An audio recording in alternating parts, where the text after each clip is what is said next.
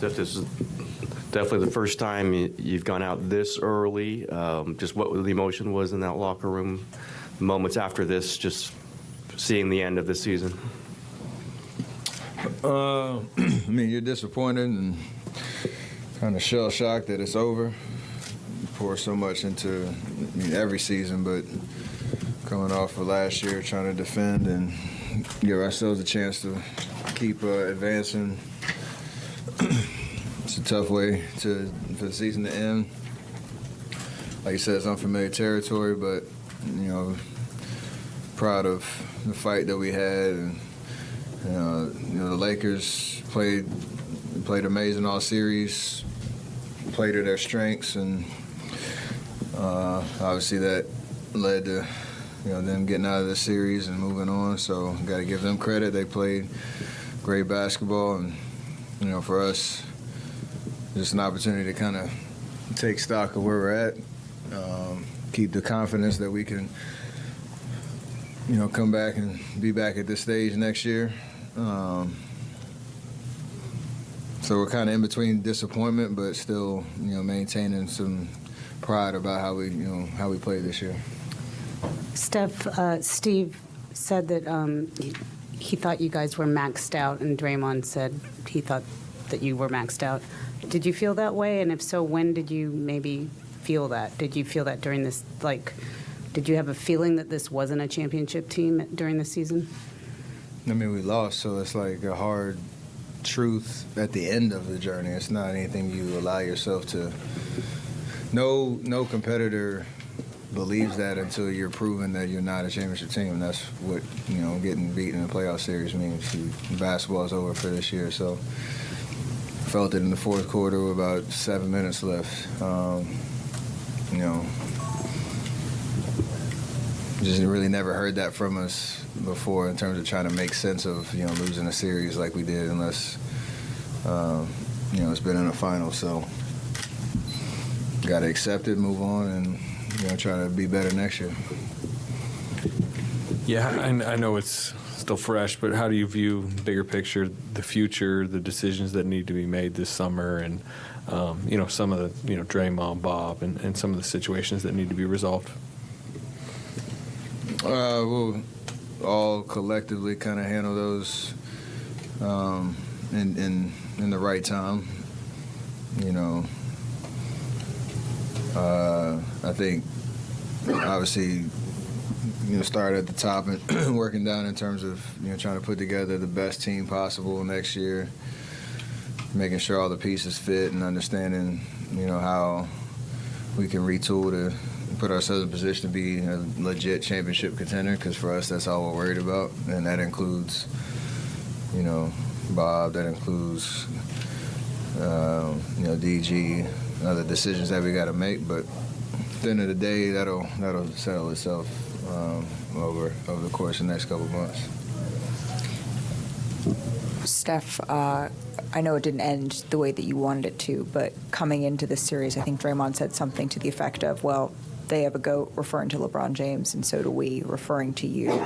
And a lot of us weren't sure if we'd get to see this battle between you and LeBron again, going through it again, playing in these games again, the moment you all shared on the court. Can you just reflect on that, on this stage, on what this rivalry has sort of meant to basketball over the last couple of years?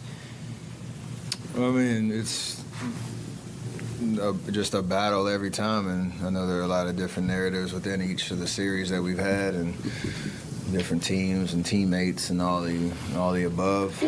But it's just great basketball, great competition, understanding who LeBron is and who he's been his entire career, and the accolades and the championships he's won and the records that he has. Like, he's an amazing basketball player, and he brings the best out of you, and you have to be your best if you're going to try to beat him. And I think he feels vice versa. And so you love those experiences. Somebody's got to win, and it's part of the nature of what we're dealing with. But there's so much respect and, again, appreciation for the battles and the experiences and the back and forth, because it's basketball at the highest level. And That's all you can ask for. Ron, left hand side.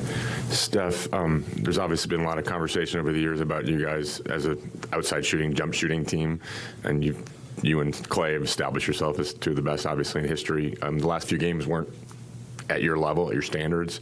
How much of that was their defense? How do you sort of view the way the last few days went in terms of three-point shooting for you guys?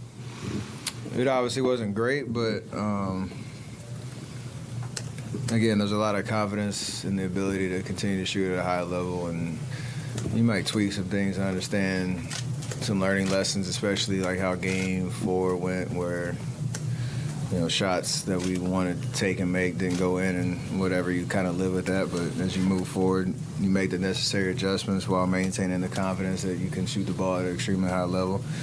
I think for us in this series, like, it was a battle of strengths, right? Like, they're an extremely big team, 80 in the paint, Bron flying around all over the place. They were trying to take away certain things, and it worked. We didn't have a change-up pitch to throw, in this series, which kind of what led to, the result. So it doesn't mean you stop shooting. It just means you figure out a different way to be impactful and, come back with the same mindset. Just a quick follow-up. How much did their size bother you shooting, do you think, throughout it? Their game plan was obviously to press up on the three-point line, funnel us in there, 80 in the back, clogging everything up. Like I said, we just didn't have enough variety in the way we were trying to score after Game 2. So good learning lessons for us. When you understand a team that has a guy like him in the paint, we got to figure out different things, and we just didn't do it. Three more, Dalton, Tim, and then Rachel. Steve said that it felt like you guys were swimming upstream from the very start of the season.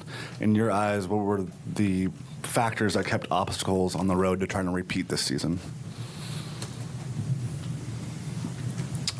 You could probably fill in the blank there. From training camp to now, it's just the reality we were living in and trying to keep things positive and optimistic around what we're trying to accomplish this year. And look, we're one of the last 8 teams. It's not a moral victory at all. It's just understanding that, in Game 6 of the conference semifinals, you had a chance to push it to the end. So, again, there's a lot of pride in, there's a lot of pride in what we accomplished, but there's also an understanding that this is not good enough, and we have to be, a lot better next year and start, re-establishing ourselves as a legit championship contender, because we weren't this year. Steph, when you think about getting better, becoming a championship level team, how much responsibility or onus do you put on the young players? You kind of went into the season with a bunch of them. Obviously, Wiseman got traded, and Moses is the only one. Well, Jordan's playing minutes in the end. How much do you expect from them next season, and how much is there? And was it disappointing not to see them get more time or produce more in these playoffs? There's a lot in there. I think, everybody's going to get better. Everybody's going to take the next steps. Everybody's going to learn the lessons that you learned this year and try to put them into use next year. I don't know what the opportunity is going to be. I don't know what the roster will look like. I don't know, sitting here right now, what, opening night's going to look like in terms of who's going to be asked to do what. But I have a lot of confidence in everybody being able to take advantage of the summer. Add to your skill set, add to your mental preparation for the year, and the list of guys that kind of fall in that bucket, be ready to take those next steps, because that's the journey of your career that you're always on. So it's just hard to say specifics right now about what it'll look like, because this league is crazy and things can change really quickly. Last one, Rachel. Steph, Draymond was just expressing the confidence he has in you, him and Clay as a core, and what you guys can do in the future. What is it for you knowing those two guys, and if you do stay together through the next couple of years, what does that make you feel like you could do? No matter how different it looks, I think we understand each other, what we all bring to the table, the trust that we're just going to compete until the wheels fall off. And, that is something that should not be taken for granted in this league, because we've proven that we can do it. And even in this series and this year, like, things were looking bleak at one point in the regular season, and you find yourself in the second round trying to just scratch and claw your way out of it. So we're going to fight and we're going to compete, and we believe in each other.